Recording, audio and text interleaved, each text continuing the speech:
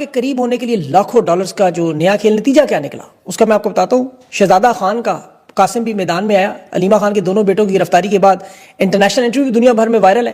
Abraham accord معاہدے پر بنگلہ دیش Ishaq Dar mission, اور یہ بڑی اہم گیم تیار ہو رہی ہے. سہیل وڑائچ کا جواب بھی آیا D J S P R کے لیے بھی، اور اسے دوبارہ پڑھنے کی ہدایت دی کالم کو. اسلام آباد میں آئی ایس آئی کے دفتر کے باہر 100 سے زیادہ افغانیوں کا ڈیرا. ظلم خلیلزاد اپنی خبر پر قائم ہے کہ کانفرنس پاکستان میں ہو رہی ہے.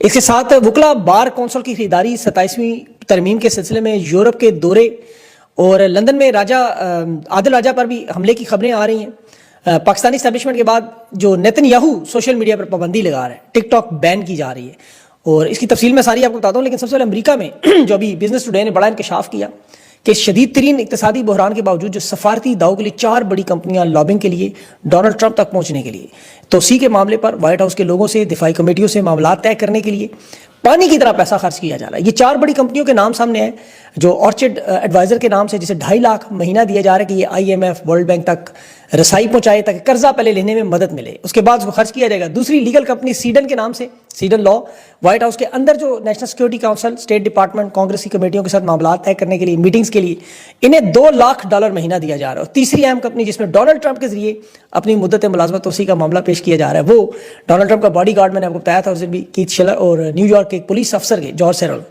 یہ جیولن ایڈورٹائزر کے نام سے 50,000 مہینہ یہ لے رہے ہیں. اور کیورس کے نام سے جو $1.5 لاکھ کمپنی لے رہی ہے، اس کی وجہ وہاں پہ شہرت اور بیانیاں، ان کے خلاف جو بل آپ دیکھتے ہیں نا جو ولسن کے مختلف، اس کا اثر توڑنے کے لیے $1.5 لاکھ دیا جا رہا ہے. ان معاہدوں کی جو مجموعی رقم ہے وہ صرف چند مہینوں میں $3.5 ملین، یعنی تقریباً 60-70 کروڑ ڈالر بنتے ہوں گے. اس میں سفری اخراجات، کھانے پینے کے، ہوٹلوں کے، وہ اس میں شامل نہیں ہے. یاد رکھیں یہ پاکستان کی تاریخ کی انتہائی مہنگی ترین لابنگ مدت ملازمت توسیع کی ہو رہی ہے، اور جہاں شدید ترین معاشی آپ کو پتہ ہے حالات ہے، سیلاب میں ملک ڈوبا ہوا ہے. دوسری طرف جاپان میں ٹک ٹاکر باپ دادا کا مال سمجھ کے جس طرح اڑا رہے ہیں.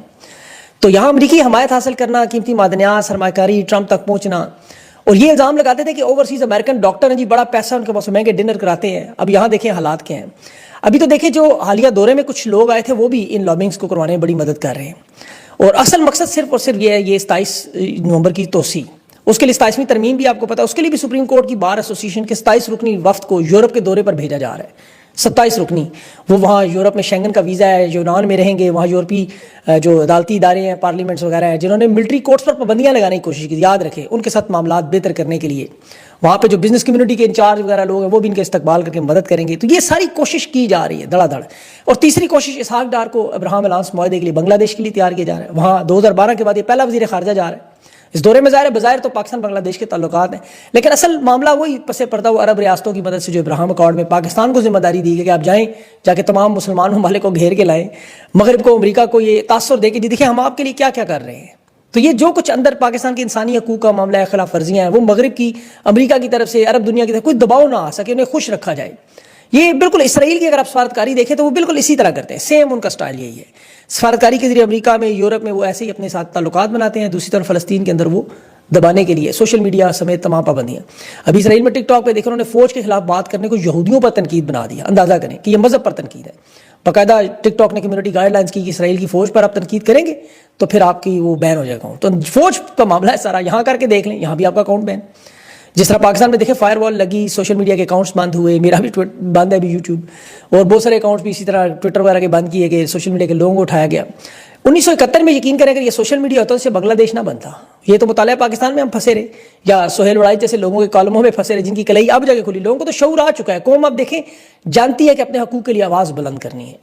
ابھی عمران خان کے بیٹے قاسم خان نے اپنے کزن شاہریز اور شیر شاہ کے لیے باقاعدہ جنہیں اغوا کیا گیا، احسان نیازی جو ملٹری کورٹ میں 10 سالہ سزا ملی ہے، اس نے آج ٹویٹ کی ایک جو بڑی وائرل ہو چکی ہے، خاندان پر ہمارے ظلم و ستم ہو رہے ہیں، اور یہ صرف خان کو ضمانت ملنے کی وجہ سے ہوئی.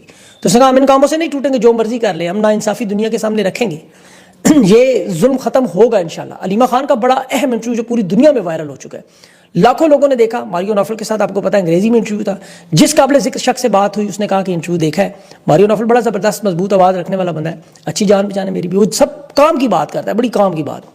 علیمہ خان نے ایک تو ظاہر دیکھیں اس پوری ہمت اور دلیری کی تو جتنی تعریف کریں کام ہے، لیکن اس انٹرویو میں جو سب سے اہم بات انہوں نے کی یہ ذرا سننے والی ہے کہ ادارے میں کریکس نظر آ رہے ہیں. انہوں نے کہا اتنے ڈفر ہے، اتنا بڑا بلنڈر جو انہوں نے مارا کہ ایک بیٹا گرفتار، دوسرے دن دوسرا گرفتار.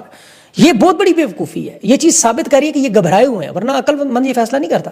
طاقت کے اندر کشمکش جاری ہے اور گروپنگ کے اثرات نظر آ رہے ہیں. ان کی بات میں بڑا وزن ہے کہ جس طرح چراغ بجھنے سے پہلے پھڑپڑاتا ہے, ظلم میں اضافہ ہوتا ہے, یہ نظر آ رہا ہے اسی طرح. جس طرح ورنہ عمران خان کا پورا خاندان اغوا کر لینا, علیمہ خان کے اوپر 302 کے مقدمات بنانا, صرف اس وجہ سے کہ وہ عمران خان کا پیغام لے کر آتی. تو اسے روکنے کی جتنی یہ کوشش کر رہے ہیں تاکہ یہ باہر ان کی حکومتیں چلتی رہے. 9 مئی کے معاملات پر دیکھیں, عمران خان کو تو ضمانت مل چکی ہے, یہ تو نہیں کہہ سکتے کہ عمران خان ریاست کا دشمن ہے. اب ادارے کے اندر لوگ یہ بات جانتے ہیں کہ سائفر بھی فیل ہوا, خان غدار نہیں ہے. یہ بھی جو معاملہ ہوا تو نیچے تک میسج چلا کہ 9 مئی خان نے نہیں کروایا, یہ تو ذاتی دشمنی انتقام ہے. تو ادارے کے اندر بھی جو لوگ بیٹھے ہوئے وہ دیکھ رہے ہیں یہ سب اچھا نہیں ہے. اس اندرونی کشمکش کے اثرات جو وہ مختلف صورتوں میں پھر آپ کو نظر آتے ہیں. اور مدت ملازمت توسیع میں یاد رکھیں بھی ان لائن میں نیچے جو لوگ بیٹھے ہیں ان کی 2027 میں مدت ختم ہونی ہے. وہ بھی آرمی چیف بننا چاہتے ہیں اور ان کے پیچھے آصف زرداری کا ہاتھ بھی ہے. پیپلز پارٹی کے لوگ یہ بتا رہے ہیں مجھے, لیکن بہرحال اس پہ میں ابھی بات نہیں کرتا. ابھی تو فی الحال ان کے دیکھیں جو ٹاؤٹ صافی ہیں وہ عمران خان کو دھمکیاں بھی دے رہے ہیں کہ جی ضمانت کا کیس منظور ہو گیا لیکن ابھی فرد جرم لگے گی اور جو مجرمانہ سازش عائد کریں گے وہ بہت بڑی ہوگی. جی مسعود محمود نام کا کوئی نام کا نہیں اس طرح کا کریکٹر ڈھونڈ رہے ہیں. یہ ذوالفقار علی بھٹو کے دور میں ایف ایس ایف کا ڈائریکٹر جنرل تھا, جنہیں نہیں پتا بتا دوں, جب ضیاء الحق نے مارشل لا لگا کے بعد معاف گواہ اسے بنایا تھا بھٹو کے خلاف, اور ظاہر اس کے اوپر فوجی دباؤ بھی تھا.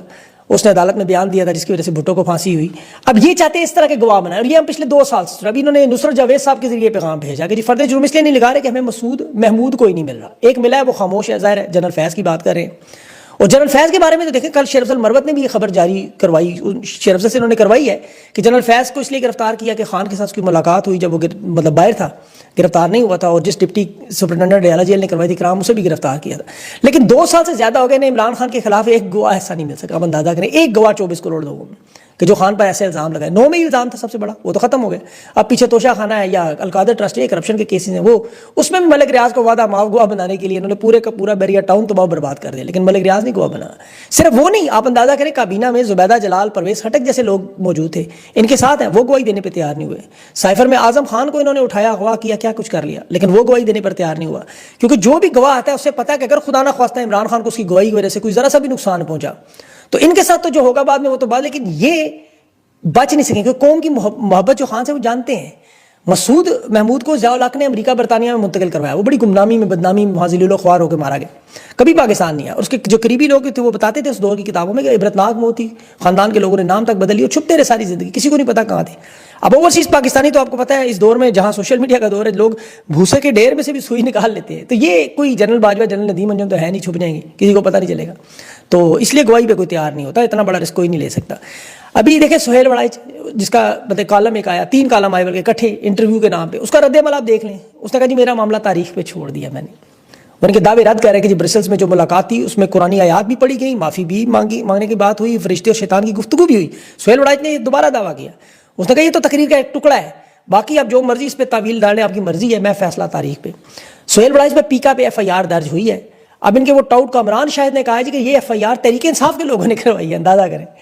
اب سہیل وڑائچ ہوں, کامران شاہد ہوں, انصار عباسی ہوں, جتنے لوگ ہیں ان سے نئی نسل جو ہے نا ان کی پرانی صحافتی کہانیوں میں دلچسپی نہیں رکھتی. یہ کسی زمانے میں خبر کا سورس تھے, ذریعہ تھے, وہ پتہ چلا وہ سارا اسٹیبلشمنٹ کی خبریں ہوا کرتی ہیں. تو ان لوگوں کی صحافت صرف اور صرف گھومتی ہے آپ کو پتہ اسٹیبلشمنٹ کے گرد. عوام کی جو صحافت ہے, عوام کے جو مسائل ہے وہ ختم ہو چکے ہیں مکمل. پچھلے 3 سال آپ اٹھا کے دیکھیں کسی ایک صحافی کا یا اینکر کے منہ سے آپ نے کوئی مہنگائی کا پروگرام دیکھا ہو, کوئی عجب کرپشن کی غضب کہانیاں سنی ہوں, کوئی اتوار بازار کے دورے ہوں, کوئی مائک منہ میں لوگوں گھسیڑتے دیکھے ہوں, کوئی ایسا نہیں. کوئی الیکشن پہ بات کرنے پر تیار نہیں. کاشف عباسی نے ذرا سی کوشش کی, پروگرام بند کر دی. تو یہ لوگ نہیں کرتے, ان کی نوکریوں کا مسئلہ ہے جس طرح ان کی اوپر نوکریوں کا. سہیل وڑائچ سوشل میڈیا کے صحافیوں کو یوٹیوبرز پر غصہ کر رہا ہے کہ اور DGSPR کے ساتھ جی میرا بڑا احترام کا رشتہ ہے. بھائی جھوٹا تو سہیل وڑائچ کو انہوں نے قرار دیا, پاکستانی تو پھر بھی سہیل وڑائچ کو کہہ رہے ہیں آپ ٹھیک, آپ نے جو کہا سچ ٹھیک ہوگا. اب اس دور میں جہاں دیکھیں سوشل میڈیا پہ جو لوگ موجود ہیں, اب جو اپنی جان پر کھیل کر یہ معلومات, خبریں اور تجزیہ آپ تک پہنچا رہے ہیں, سوشل میڈیا کے دیکھنے سننے والے جو ہیں یہ خان کے سرخیل ہیں. خدا کی قسم یہ تحریک انصاف کی قیادت نہیں میں بات کر رہا, سوشل میڈیا تحریک انصاف کے اچھا کام کر رہی ہے, لیکن اصل طاقت یہ پاکستان کا نوجوان بچہ ہے. یہ بزرگ ہیں, یہ جو دیکھتے سنتے ہیں, خان سے جڑے پیغامات خبروں پر نظر رکھتے ہیں, کیونکہ ان کے دل خان سے جڑے ہوئے ہیں. عاشق معشوق والا رشتہ ہے, اور یہ عقل و شعور رکھنے والے عاشق ہیں. انہیں پتہ ہے کہ غلط بات کون کر رہا ہے, صحیح کون کر رہا ہے. یہ بنا تصویریں لگائے اپنے اس مشن پہ لگے ہوئے ہیں. یہ لاکھوں شیئر جو میرے بھی روزانہ ہوتے ہیں, آپ لوگ نہ ہوتے ہیں, ختم ہو جاتے. یہ نظریہ ہی نہ ہوتا, نہ جدوجہد ہوتی, نہ تحریک ہوتی. تو میں تو ان تمام چھوٹے بڑے اکاؤنٹس کو لوگ جو بیٹھے ہوئے یقین کرو بڑی قدر کی نظر سے دیکھتا ہوں کہ اس نظریے کو, قوم کی ہمت افزائی کو, اس مایوسی سے نکالنے کے لیے, امید کے لیے آپ لوگ ضروری ہے. آپ ایک دوسرے کو تگڑا کیا کریں, ریچ بڑھائیں ایک دوسرے کی, آواز جس کی کام اس کی آواز بڑھائیں, کیونکہ باخدا جب تک خان اللہ نے چاہا موجود ہے, امید موجود ہے اور آپ لوگ موجود ہیں. تو اس لیے کوشش جاری رکھیں, آخری بال تک لڑیں, نتیجے کی فکر نہ کریں, جو بہتر ہوگا اللہ کی طرف سے. حکومتی لوگوں کو رہنے دیں, ان کو یہ کر رہے ہیں جو تحریک انصاف کے, ان کے کچھ آج بھی اعلانات ہیں کہ احتجاج کے کچھ ہوں گے. کل میں نے ولی امین گنڈا پور صاحب کی حکومت میں ایک تصویر پہ تنقید کی, ان کو لوگوں نے ناراضگی کا اظہار شروع کر دیا. سیدھی سی بات ہے, حکومت میں لانے کے لیے تو لوگوں نے ووٹ نہیں, لوگوں نے خان کی رہائی پہ ووٹ دی. اس پہ کیا کاوش, اس پہ بات کریں. مبارک زیب کو گلے لگا لینا, امیر مقام سے وہاں بیٹھ کے خوشکپیاں کرنا, احسن اقبال سے ملاقاتیں کرنا, یہ علی امین گنڈا پور صاحب کو اس لیے تو نہیں مینڈیٹ ملا. وہ اپنے خوشگوار لمحات کی ویڈیوز شیئر کر رہے ہوتے ہیں, تو لوگوں کو تکلیف ہوتی ہے ان لوگوں کو دیکھ کے. بہرحال میں اگلے ویلاگز میں اس کی تفصیل سے بات کروں گا, لیکن یہ اصل معاملہ دیکھیں جو میں آپ کو غور سے بات, جو پاکستانی غور سے سنیں میری بات. ایک تقریب تھی عطا اللہ عیسیٰ خیلوی کی, اس نے کچھ شعر پڑھے تھے جس پہ عمران خان کرسی سے اٹھ کے آیا, عطا اللہ عیسیٰ خیلوی سے ملے اور ہاتھ اس نے خان کا چوما تھا. وہ شعر تھے کہ بڑی بڑی قوموں پر مشکل وقت آتے ہیں, حوصلہ جو رکھتے ہیں وہی جیت جاتے ہیں. ابھی مشکل وقت ہے یار, ہمت نہ ہار, اچھے دن آئیں گے. تو کسی کے گمان میں بھی نہیں تھا کہ خان اس طرح جیل میں ہوگا, پورا خاندان عمران خان کا یہ تکلیفیں برداشت کرے گا. اور ہم سب کو تو پتہ ہے خان ہمت ہارنے والا نہیں ہے, شوکت خانم کا خاندان ہمت نہیں ہارا, کیونکہ اللہ نے قرآن میں کہا, اور کمزور نہ پڑو, غم نہ کھاؤ, تم ہی غالب آؤ گے اگر تم مومن ہوئے. سورہ محمد میں اللہ نے کہا ہے کہ اے ایمان والو, اگر تم اللہ کی مدد کرو گے تو اللہ تمہاری مدد کرے گا, تمہارے قدم جمائے گا. اب آپ سوچیں کیا خان اللہ کی مدد کر رہا ہے, کیسے کر رہا ہے؟ اللہ تو بے نیاز ہے, اسے تو کوئی مدد نہیں چاہیے. لیکن قرآن میں اللہ نے کہا ظلم اور ناانصافی کے خلاف جب ڈٹ جاؤ, عدل کا حق, شریعت کے اصولوں کا حکم دو, عوام کے حق کے لیے لڑو, جد و جہد کرو, تو یہ اللہ کا ساتھ ہے. کیونکہ اللہ کہہ رہا ہے میں ظالموں کا ساتھ نہیں دیتا. تو آپ دیکھ لیں جب آپ آواز اٹھاتے ہیں تو پھر اللہ کی مدد آتی ہے. یہ سورہ نحل میں اللہ نے کیا کہا ہے, بے شک اللہ عدل و احسان کا حکم دیتا ہے. عدل اور قانون کی جد و جہد کرنا اللہ کا حکم ہے, اللہ کا ساتھ دینا ہے, کیونکہ اللہ ظالموں کا ساتھ نہیں دیتا. تو یہ یاد رکھیں. اور پھر آپ سوچتے ہیں کہ اللہ تعالیٰ عمران خان سے قربانی کیوں لے رہے, اتنی بڑی اس کا خاندان اتنی بڑی قربانیاں کیوں دے رہے ہیں, بے گناہ قید میں, بے گناہ اذیتوں میں. اللہ اپنے محبوب بندوں کو مشکل میں ڈالتا ہے, ان کا ایمان سب پہ ظاہر کرتا ہے. ہمارے سامنے انبیاء کی, اولیاء کی, صحابہ کی مثالیں. یوسف علیہ السلام کو دیکھیں, جب قید میں ڈالا گیا تو وہی قید ان کی عظمت اور بادشاہت کی راستہ بھی بنا. موسیٰ علیہ السلام کو جب فرعون نے ستایا, ظلم و ستم کیا, تو آخر وہی موسیٰ علیہ السلام اللہ سے مدد یافتہ ہوئے. نبی پاک صلی اللہ علیہ وسلم کو, صحابہ کو طائف میں پتھر مارے گئے, ستایا گیا, یہاں تک کہ اپنی جان بچانے کے لیے مدینہ سے مکہ جانا پڑا. تو یہ قربانیاں اسلام کو دنیا میں غالب لانے کا ذریعہ بنی. اللہ کا حکم ہے سورہ عنکبوت میں, آپ پڑھیں اس میں جا کے ذرا, کبھی قرآن کھولا کریں, کبھی کبھی لوگوں کو یہ سمجھ آئے کہ وہ اگر یہ کہتے ہیں نا کہ صرف یہ کہنے پر چھوڑ دیں گے ہم ایمان لائے اور ہم نے انہیں آزمایا نہیں, اس کا یہ مطلب نہیں ہے. اللہ ضرور آزمائش میں ڈالے گا کہ حق پر ڈٹا کون اور پیچھے بھاگا کون.